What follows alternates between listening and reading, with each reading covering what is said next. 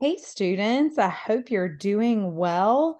We are really in the home stretch here. At this point in time, you have completed a major research project. You're well on your way to completing another.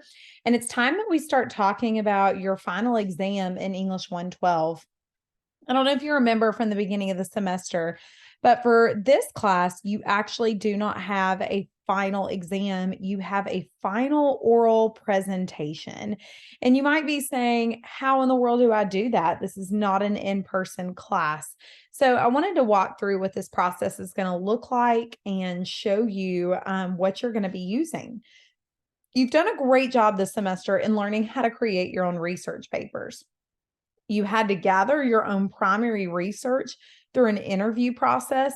And in that essay, you had to intertwine your primary and secondary research while answering the question, who is my subject and what did I learn from them through this interview process? I hope through the process of taking the Myers-Briggs, creating a profile about someone in your field, and finding research surrounding your field helped you learn more about your pursued career path. In this last unit, you had to choose a local issue to unpack. Through that essay process, you had to argue that this was a problem that was worth solving, and you had to create a viable solution for that problem. You all did a great job in tackling a multitude of different topics from opioids, human trafficking, STEM opportunities, and education budgets. It was fascinating to hear your ideas, and it shows so much promise that the future of our local communities are thinking about important issues that need desperate attention. You've learned how to write your research, and now it's time to learn how to present your research. You will pick one of your research papers to present. Through this presentation, you will not be reading your essay. You will construct an organized presentation through PowerPoint, Google Slides, or Prezi, and then you will use ScreenPal to record that presentation. The instructions for ScreenPal are located in your module above this Edpuzzle. Please consider the following requirements as you present. Your presentation needs to be 4 to 7 minutes in length. Your presentation should incorporate a minimum of 2 of the sources that you used, and those sources should be noted and properly cited. Please remember that when you are creating arguments, if you use your second paper, the more research you use to show that your argument is valid, the better. There should be a minimum of 8 slides. Specifically, in the first slide, you should introduce yourself and the title of your presentation. This would be a great time to share who you are, and if you're doing the first essay, what your pursued career path is going to be and why you want to do that. Or if you're doing your other essay, introduce who you are, where you're from, and why this issue meant so much to you.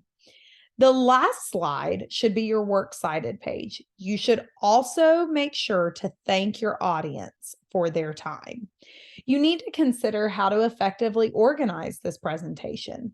What is the best way for you to effectively get the information to the audience? Consider the aesthetics of your presentation. You don't want to overcrowd your slides, but you want to ensure that they capture the audience's attention. Consider visual aids, font colors, and overall aesthetic appeal. Consider best practices for academic presentations.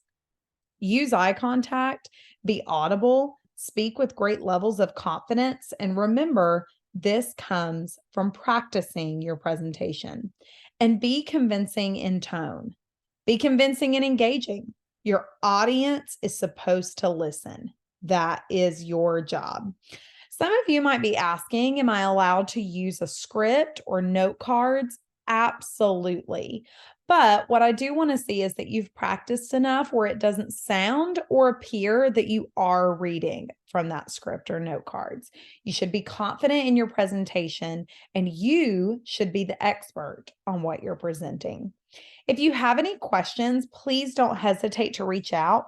Make sure that you are noting the due dates for when the testing of your technology is due. That's going to be before the final presentation. That testing of technology is to ensure that you know how to use ScreenPal. The only thing you have to do is create one slide, and it can say test. All you have to say is testing. I know how to use this technology, and submit it like you would your final presentation. This is simply an accountability check that I know that you have started working on ensuring that you have all the proper technology in place to complete your final presentation. The last but very important thing, there will be absolutely no late work allowed. So please, again, make sure that you know how to use ScreenPal, you know how to record, you know how to save and submit a presentation before the date that this is due. If you have any questions, as always, don't hesitate to reach out. I cannot wait to hear and see the presentations that you've created based on your research.